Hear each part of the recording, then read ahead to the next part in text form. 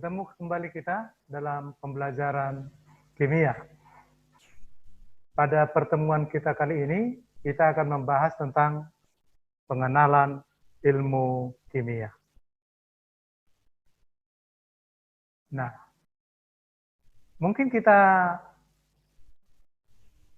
pernah berpikir, apa itu kimia? Dalam kehidupan kita sehari-hari, kita sering berjumpa dengan bahan-bahan yang ada di sini. Selanjutnya ada ini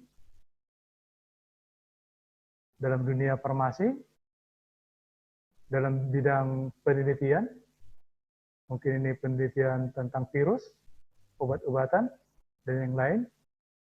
Ini dalam bidang pertambangan, emas, nikel, aluminium, dan yang lainnya. Kemudian ini sedang penelitian. Nah, berdasarkan hal-hal tersebut, maka kita lihat kalau kita mengenal kimia, kita akan mempelajari tentang materi,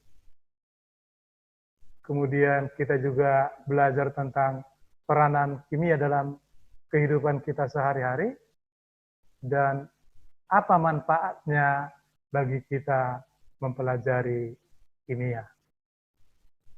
Ilmu kimia. Ilmu kimia ini adalah cabang dari ilmu pengetahuan lain, IPA.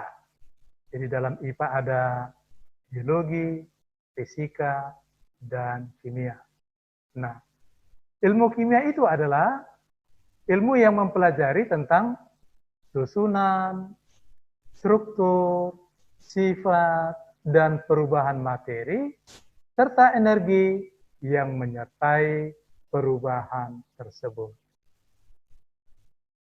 Ada beberapa manfaat kalau kita belajar kimia. Dengan belajar kimia akan memberi pemahaman kita terhadap alam sekitar dan proses yang terjadi.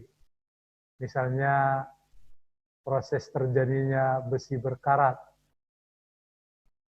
Ini terjadi di lingkungan alam sekitar kita.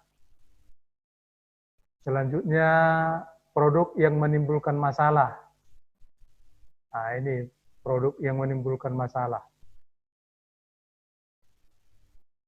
Misalnya obat-obatan untuk hama, DDT, difenil dikloroetana. Kemudian produk yang bermanfaat. Nah, ini ada sabun, ada sampo, dan yang lainnya. Dan bahan kimia yang berbahaya bagi tubuh. Maka kalau kita sudah tahu itu berbahaya, supaya kita hindari. Oke, itu saya kira. Nah, selanjutnya, apa peran kimia terhadap ilmu pengetahuan yang lainnya?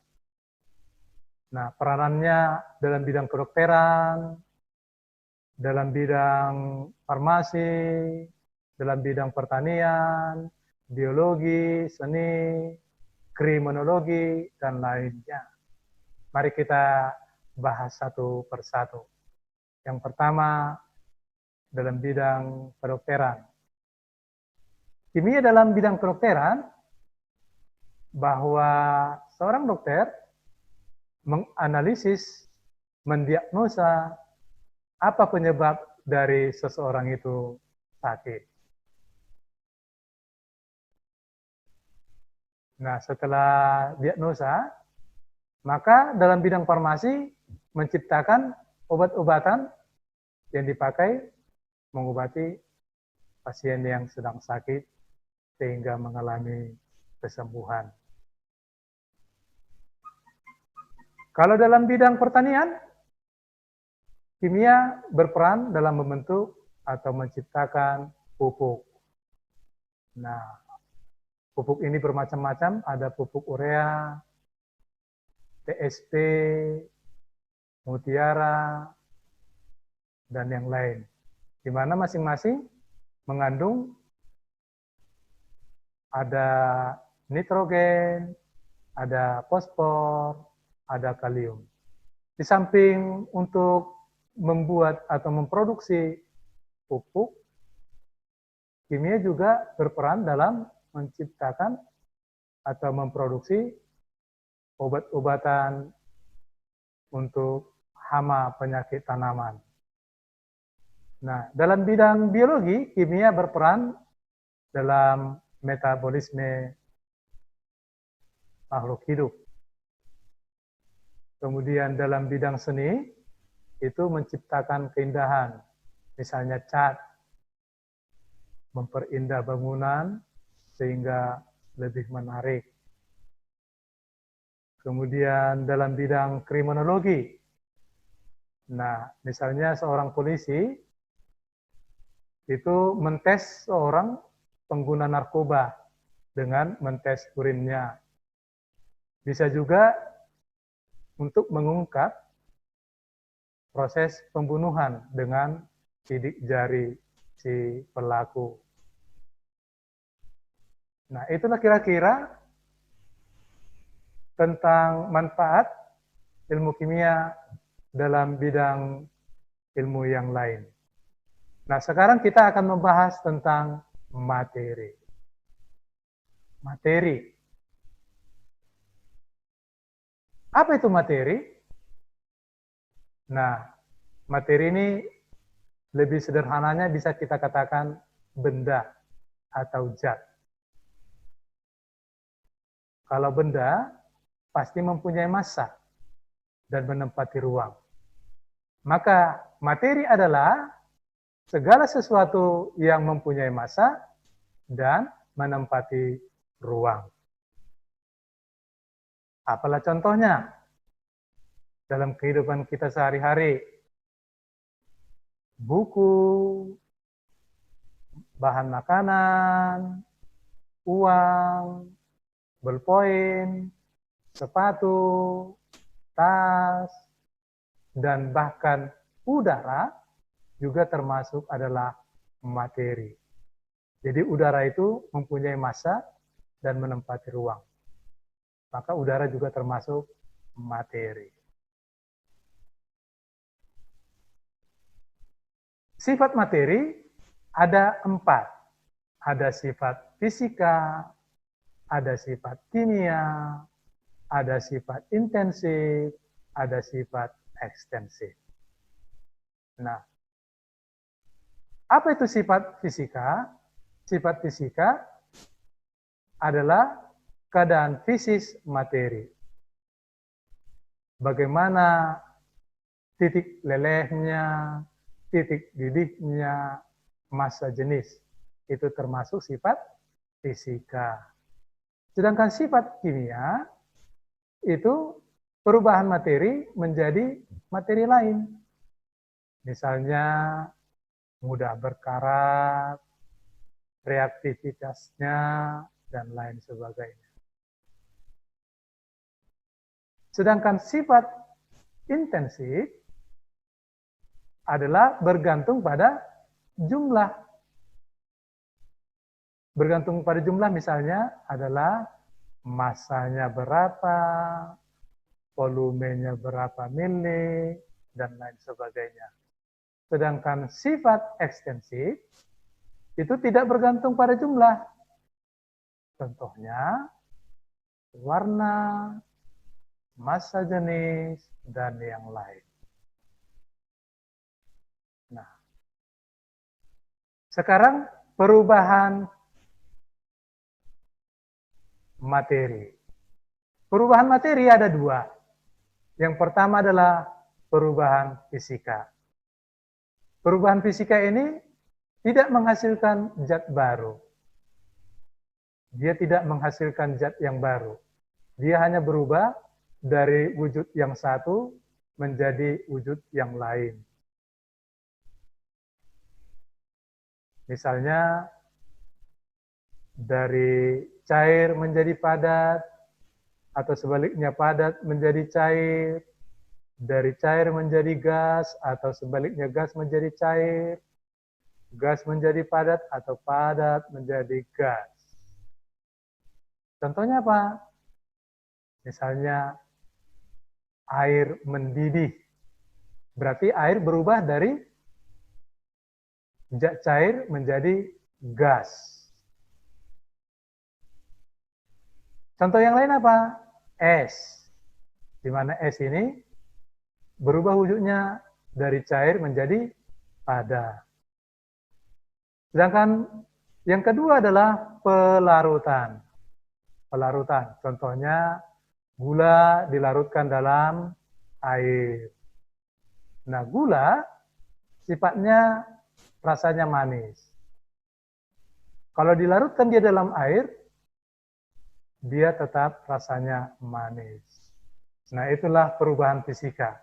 Perubahan yang tidak menghasilkan zat yang baru.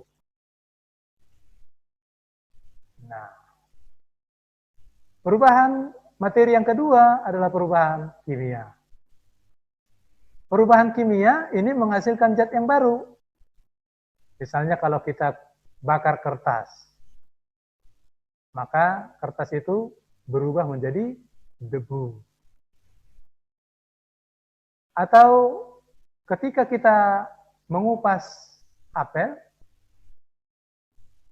beberapa saat warnanya akan berubah menjadi kecoklatan.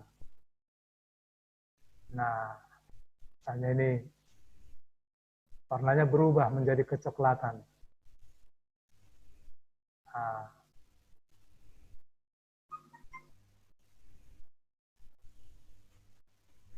kemudian kembang api. Maka kalau kembang api dibakar, dia menghasilkan warna-warni. Nah, dia menghasilkan zat yang baru. Zat yang baru itu apa?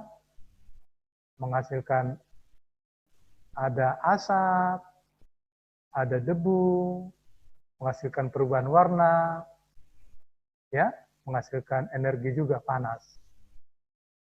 Jadi dia akan menghasilkan zat yang baru. Apalagi contoh dari perubahan kimia yang kamu tahu? Iya, perkaratan besi. Jadi perkaratan besi termasuk perubahan kimia. Kalau perubahan fisika, misalnya turunnya hujan dan yang lainnya. Oke, itulah tentang perubahan materi. Nah, sekarang kita masuk kepada reaksi kimia. Perubahan kimia disebut juga dengan reaksi kimia. Apa ciri-ciri reaksi kimia? Ada 4. Mari kita perhatikan. Yang pertama, dia menghasilkan perubahan warna. Yang kedua, perubahan suhu. Yang ketiga, pembentukan endapan.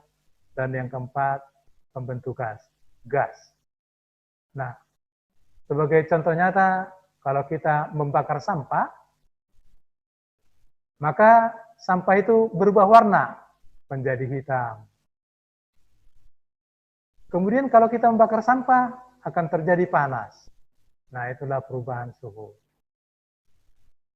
Kalau kita membakar sampah, ada asapnya. Itulah pembentukan gas. Oke, itulah ciri-ciri daripada reaksi kimia. Nah, sekarang kita masuk kepada klasifikasi materi.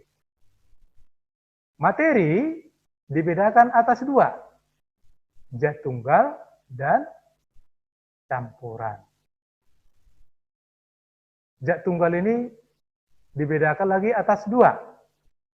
Ada yang namanya unsur, kemudian senyawa. Sedangkan campuran ada 3. Ada campuran homogen, ada campuran heterogen, kemudian ada yang namanya koloid.